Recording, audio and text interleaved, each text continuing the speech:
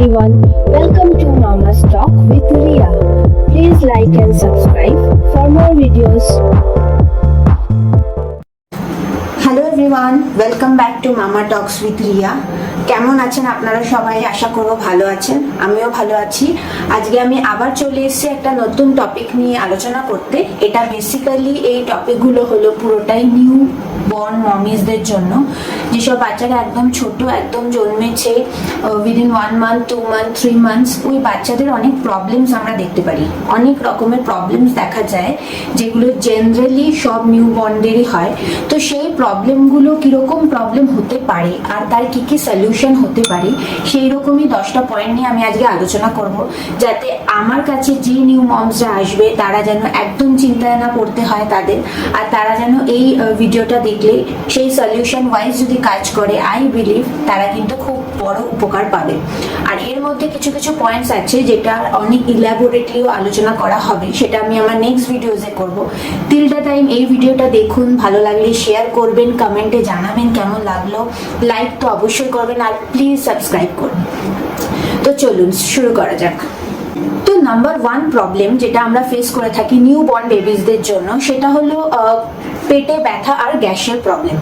তো যে কোনো নতুন বেবি যারা একদম জন্মেছে 1 মাস বয়স থেকে 6 মাস, ইভেন 1 বছর বয়সের বাচ্চাদের মধ্যে আপনারা এই প্রবলেমটা খুব কমন দেখতে পাবেন, যে বেবিজদের কিছু না কিছু হলেই একটুতেই গ্যাসের প্রবলেম হচ্ছে আর পেটে ব্যথা হচ্ছে। এইরকম প্রবলেম হলে, এরকম সমস্যা দেখা দিলে তাতে চিন্তা করার কিছু নেই। সেক্ষেত্রে প্রথম যেটা আপনাদেরকে করতে হবে, যে আপনারা খেয়াল করুন যে বেবির খাওয়ার যে টাইমিং এর যে ব্যবধান হচ্ছে সেটা খুব বেশি হয়ে যাচ্ছে কিনা। কারণ এটা হতে পারে যে বেবির এত খিদে পেয়ে যাচ্ছে তার জন্য বারবার তার পেটে গ্যাসের ফর্ম হচ্ছে, কিংবা খিদেতে তার পেটে ব্যথা হচ্ছে, বা গ্যাস ফর্ম হওয়ার পরেও কিন্তু পেটে ব্যথা হবে। তো ইন দ্যাট কেস নাম্বার 1 আপনাকে খেয়াল রাখতে হবে বেবির খাওয়ার টাইমিং এর হ্যাবিটটা যেন পারফেক্ট হয়। তারপরেও যদি পেটে ব্যথা হচ্ছে কিংবা গ্যাসের প্রবলেম হচ্ছে, সেক্ষেত্রে হালকা তাকে দোলন দিয়ে কিংবা অনেক সময় চুষনি দিয়ে তাকে কাম করার চেষ্টা করুন, তাকে শান্ত করার চেষ্টা করুন। এক্সট্রিম কেসেসে যদি তাও ব্যথা কমছে না, বেবি কাঁদছে, সেক্ষেত্রে আপনি যেটা করবেন, যে গ্যাসের অনেক ড্রপস পাওয়া যায় যেটা নর্মালি ডক্টররা স্টার্টিং এ দিয়ে দেয় বেবিদেরকে, সেই ড্রপটা খাওয়ান। আর তারপরেও যদি না কমে, লাস্ট অপশন হলো ডক্টরকে কনসাল্ট করুন। কিন্তু ঘাবড়ে যাবেন না, যেটাই হচ্ছে যদি বাচ্চা কাঁদছে তো সেটা নিয়ে আপনি কনসার্ন হয়ে কিছু স্টেপস নিন। সেকেন্ড প্রবলেম হলো ডাইপার র্যাশ। বেবিদের নিউবর্ন বেবির থেকে এটা মোটামুটি 1 2 3 বছরের বাচ্চা অবধি আপনার এটা কমন প্রবলেম দেখতে পাবেন, যে ডাইপার র্যাশ। কারণ কি হয়, নর্মালি আমরা যে ডাইপার ইউজ করি ওটা যদি বেশি সময় ধরে আমরা ওটাকে ইউজ করি, তখনই এই র্যাশগুলো দেখতে পাওয়া যায়। যেহেতু ডাইপারের ওই জায়গাটা ভেজা থাকে কিংবা বাতাস ঠিক করে বাইরের হাওয়া বাতাস ওখানটা লাগছে না, সেক্ষেত্রে ওই র্যাশের উৎপত্তিটা হতে পারে। এর একটাই সলিউশন, সব থেকে বড় সলিউশন, চেষ্টা করুন যতটা কম ডাইপার পরিয়ে রাখা যায় বাড়িতে, যতটা কম ডাইপার পরিয়ে রাখা যায়। এক্সট্রিম কেসেসে বাইরে যাচ্ছেন কিংবা না পড়ালেন নয়, কিংবা হয়তো রাত্রিবেলাটুকু পড়ালেন যখন কিনা যাতে ওর ঘুমের ব্যাঘাতটা না ঘটে, সেক্ষেত্রে ইউজ করুন। কিন্তু বেশিরভাগ সময় চেষ্টা করুন ডাইপারটা ইউজই করতে না, সেক্ষেত্রে আপনি র্যাশের হাত থেকে একদমই মুক্ত থাকতে পারবেন। আর ইন কেস আপনি ইউজ করেছেন আর র্যাশ হয়েছে, সেক্ষেত্রে ডাইপার অ্যান্টি র্যাশ ক্রিম পাওয়া যায়, প্রপার ব্র্যান্ডেড ক্রিম, আর যেটা আপনি ডক্টরের কনসাল্ট করে নেবেন।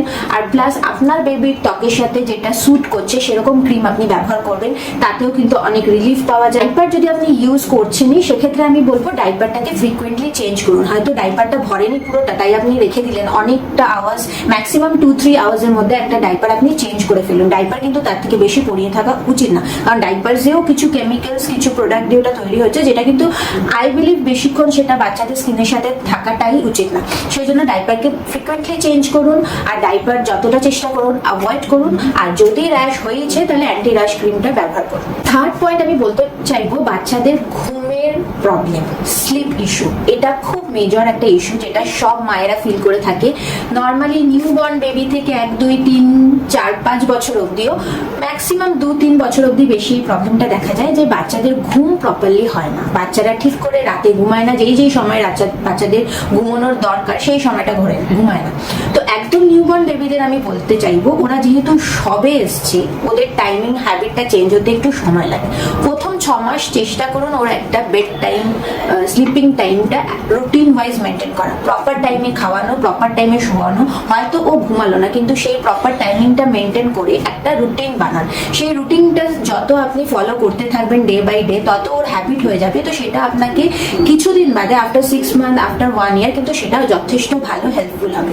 ঘুমানোর সময় অনেক সফট মিউজিক, সফট গান, আস্তে করে দোলানো, এইসব প্র্যাকটিসগুলো আনুন। এগুলো কিন্তু বাচ্চাকে ঘুম পাড়াতে খুব ইজি হয়, মানে ওর ঘুম আসতে হয়তো একটু হ্যাবিটের দরকার হবে প্রথম দিনই, কিংবা প্রথম 1 মাস 2 মাস 6 মাসে হয়তো সে ওটা তার জন্য কাজ করবে না, কিন্তু প্র্যাকটিসটা রাখুন, ইন ফিউচার কিন্তু ওটা নিশ্চয়ই কাজ করবে। আমি আরেকটা বলবো, যখন ঘুমাবে বাচ্চার ঘুমের এনভায়রনমেন্টটাকেও কিন্তু একদম শান্ত রাখুন, মানে একটু অন্ধকার করে, একটু শান্ত জায়গা করে বাচ্চাকে ঘুম পাড়ান, যাতে ওর ঘুমের কোনো ডিস্টার্বও না হয়। Fourth point is feeding issue, বাচ্চার খাওয়ার প্রবলেম।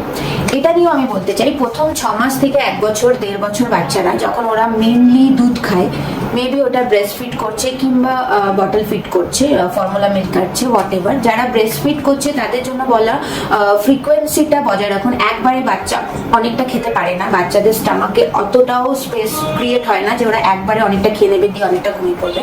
ওরা ফ্রিকোয়েন্টলি করলে ওদের জন্য সেটা অনেক লাভবান হয়। তো একটু একটু করে বারে খাওয়ান, একটু করে বারে ঘুম পাড়ান, এতে দেখবেন ওর খিদেটাও বাড়বে, ও ইনটেকও প্রপারলি করতে পারবে। আর যারা ফর্মুলা মিল্ক ইউজ করছেন তাদেরকে বলবো, আপনাদের ফিডিং বটল ভালো করে চেক করুন যে ওখান দিয়ে ঠিক করে খাবারটা যাচ্ছে কিনা। সেকেন্ড, আমি বলবো যে অনেক সময় কি হয় যে বোতলটা ওদের হোল্ড করতে অসুবিধা হয়, কারণ কি ওরা তো না হাতে ধরতে পারে, ওদের মুখের নাগালটা পেতেও কিন্তু অনেক সময় অসুবিধা হয়, যেই জন্য ওরা কিন্তু প্রপারলি ফিড করতে পারে না। তো সেটা আপনাকে বুঝতে হবে, আপনি হলেন মা, ও কিন্তু সবে পৃথিবীতে এসছে, ও অনেক কিছু জানে না, আপনাকেই বুঝতে হবে যে ওর কি এক্স্যাক্টলি অসুবিধা হচ্ছে খাওয়ার সময়। বাচ্চার খিদে পেলে বাচ্চা খাবেই, কিছু বাচ্চা কম খাবে, কিছু বাচ্চা বেশি খাবে, কিন্তু ওর খাওয়ার সময় এক্স্যাক্টলি কি ইস্যু হচ্ছে সেটাকেও কিন্তু আপনাকে চেক করতে হবে, কারণ সেই ইস্যুটার জন্যই হতে পারে ও প্রপারলি খেতে পারছে না। ওকে, ফিফথ পয়েন্ট আমি যেটা বলবো, আম্বিলিকাল কর্ড কেয়ার। এটা একটা খুব ইম্পর্টেন্ট পয়েন্ট, এটা নিয়ে আমি পরবর্তীকালেও ভিডিও বানিয়ে পয়েন্ট ওয়াইজ ডিসকাস করব, কিন্তু এখন আমি জাস্ট পয়েন্টটা বলে দিতে চাই। এটা কিন্তু খুব একটা ইম্পর্টেন্ট পয়েন্ট এই কারণে, কারণ নিউবর্ন বেবি থেকে মোটামুটি 10 দিন বেবিকে আপনাকে ওটা খুব ভালো কেয়ারে রাখতে হবে। ওতে যেন জল না লাগে বেশি, ওতে যেন তেল না লাগে, ওটাকে শুকানোর সময় দিতে হবে। শুকিয়ে গেলে ওটা আপনি আপ ঝরে পড়ে, তারপর ওই জায়গাটাকেও শুকিয়ে যাবে, ঝরে যাওয়ার পরে ওই নাভির ওই জায়গাটাও কিন্তু শুকাতে সময় লাগে। কিন্তু ওই যে প্রথম 7 দিন কি 10 দিন, কোনো বাচ্চা তাড়াতাড়ি 5 দিনেও পড়ে যায়, কোনো বাচ্চা 3 দিনে পড়ে যায়, কোনো বাচ্চা 10 দিন সময় লাগে, বাট ওই টাইমটা কিন্তু খুব কেয়ারে রাখতে হবে। ওই নালীটা যেন কোনোভাবে পেঁচিয়ে না যায়, ওই নালীটাতে যেন কোনো আঁচ না আসে, ওই নালীটাতে বেশি যেন জল না লাগে, তেল না লাগে, সেটা খুব ভালো করে খেয়াল রাখতে হবে। 6 নম্বর পয়েন্ট আমি বলতে চাই, যেটাও একটা খুব বড় কমন পয়েন্ট, সেটা হলো কনস্টিপেশন ইস্যু। বাচ্চাদের এটা খুব হয় যে ওদের পটি ঠিক করে হয় না, কনস্টিপেশন হয়ে যায়। তো এই প্রবলেমের সলিউশন হিসেবে আমি বলতে চাই, সব থেকে বড় এর সলিউশন হলো বাচ্চা যেন অনেক বেশি হাইড্রেটেড থাকে, প্রপারলি জল খায়, তাহলে কিন্তু বাচ্চার মানে কনস্টিপেশন ইস্যুটা কিন্তু অনলি নিউবর্ন বেবিদের হয় না, 5 বছর 6 বছর বাচ্চাদেরও দেখা যায়। স্পেশালি নিউবর্নের ক্ষেত্রে কি হয়, ওরা কিন্তু আলাদা করে জল খায় না, ওরা যে ফর্মুলা মিল্ক খাচ্ছে কিংবা ব্রেস্ট ফিড করছে, ওগুলো আপনারা ডক্টরের সাথে কনসাল্ট করে নেবেন। ওগুলো মিক্স আপের একটা পরিমাণ আছে, আপনি যদি কম জলে বেশি মিল্ক দিয়ে দেন সেক্ষেত্রে কিন্তু ওর কনস্টিপেশনের ইস্যু হতে পারে।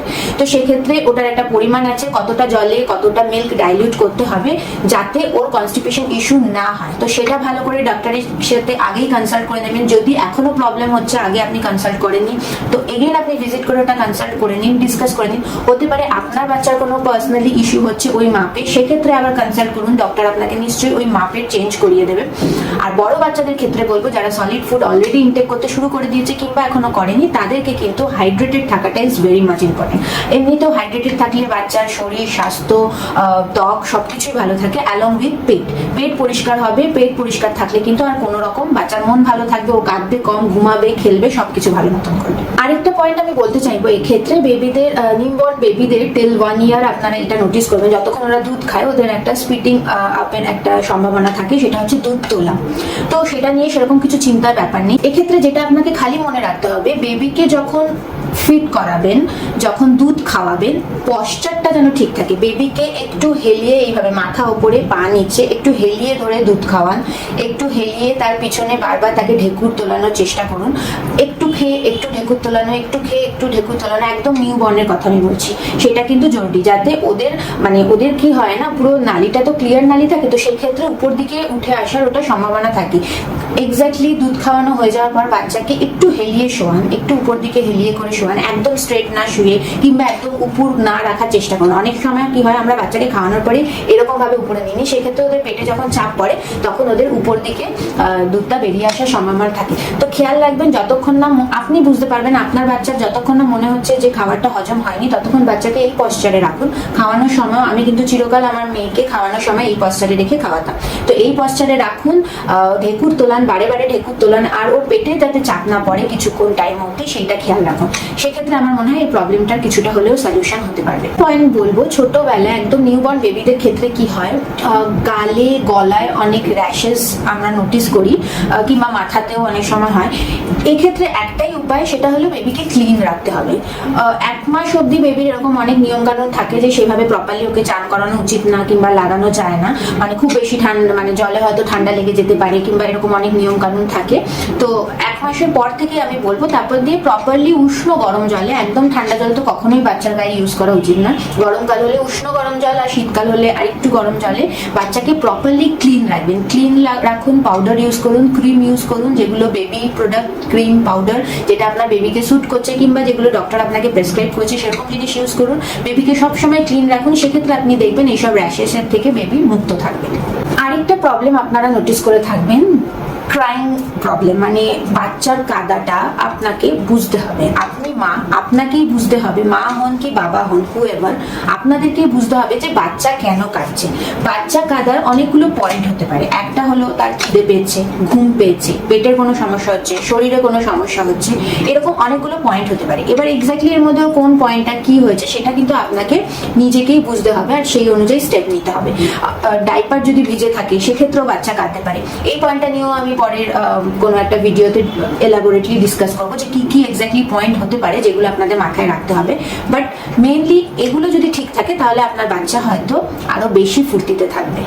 And last but not the least আমি বলবো, যে কোনো প্রবলেম হচ্ছে, যে কোনো ইস্যু হচ্ছে আপনার বাচ্চার, প্লিজ গিয়ে ডক্টর কনসাল্ট করুন। আপনারা 1 দিন, 1 ঘন্টা, মানে 1 সপ্তাহ কোনো কিছু ওয়েট করার দরকার নেই। যখনই মনে হচ্ছে, ইদার মোস্টলি বেবি ডক্টরসরা ফোনে অ্যাভেলেবেল থাকে, ফোন করুন, কথা বলুন।